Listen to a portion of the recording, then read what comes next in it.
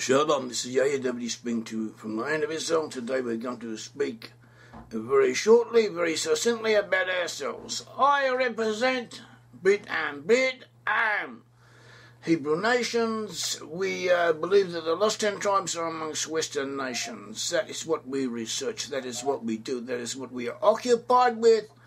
We are occupied with research into the whereabouts of the lost 10 tribes whom we have located amongst Western nations. As we have repeatedly emphasized, we are not saying that the lost 10 tribes comprise all of the peoples amongst Western nations. We don't say that they all belong to the lost tribes of Israel. We are saying that is where the lost 10 tribes are amongst those nations. What exact proportion they comprise that is a different question. It might be a majority, it might be a great number, it might not. We concentrate on proving the lost 10 tribes went there because that is what the Bible indicates and that is what secular evidence has shown us, and we have worked on this.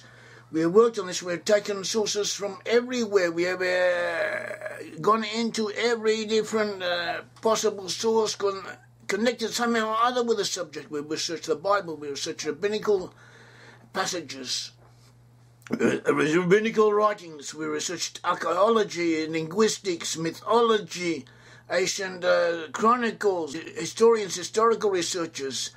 Nearly anything that somehow either had some type of connection, some type of pertinence to the subject, we researched it and we found evidence showing that the lost 10 tribes were amongst Western peoples, amongst the peoples of the USA, of Canada, of Australia, of New Zealand, of South Africa, of England, Wales, Ireland, Northern Ireland, Scotland, of France, Switzerland, Belgium, the Netherlands, Denmark, Norway, Sweden, Finland. That is where the lost 10 tribes are, and also Switzerland and other areas.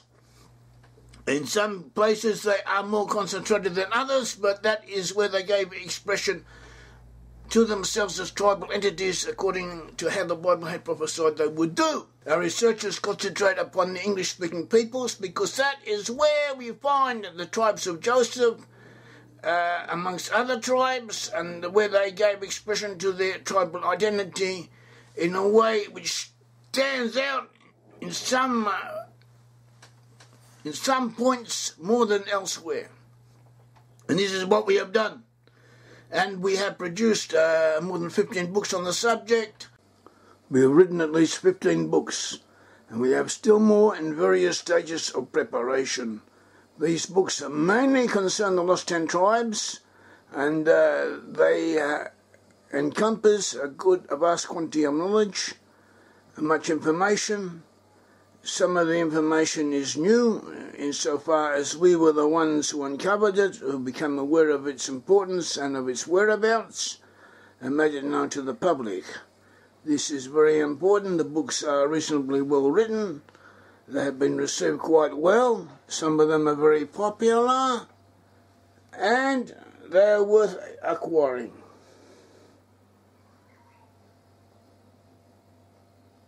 And we have done numerous works, numerous articles and videotapes, and a lot of research, and we are still doing it. And shortly we should be putting out 2 more books, God willing.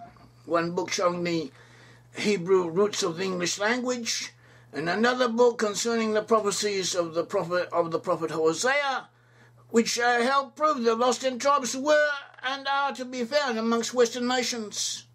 And we do this, and we work at it, and we have results. We have also used the writings of others and our own writings, and we have found new evidence or old evidence that had been forgotten or was not known about. We have published it, and we have had a certain influence on others. Other writers sometimes use our works. There are cases where they have plagiarized our works, taken what we've written word for word and attributed it to themselves. But more often it's more a case of people using information that we have provided. Sometimes they're not even aware that the information originated with us. It just seems to move along from one person to another. Doesn't matter. The proof gets out, the proof gets published, the proof is made known, and eventually it becomes part of public knowledge, part of the wealth of information on this matter.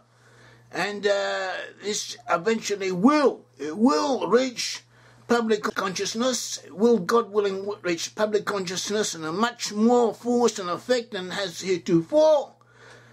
Whatever the case, we do what we have to do, and this is what we do, and we believe there is a point to this because this is what the Almighty wants us to do, and it is what the Almighty wants to be made known, according to our understanding. And we do it, and we invest in it, and we give ourselves over to it. And why am I saying this? Because all this costs money, and we raise funds somehow or other. Sometimes we get by reasonably well, sometimes we are hard-pressed for funding.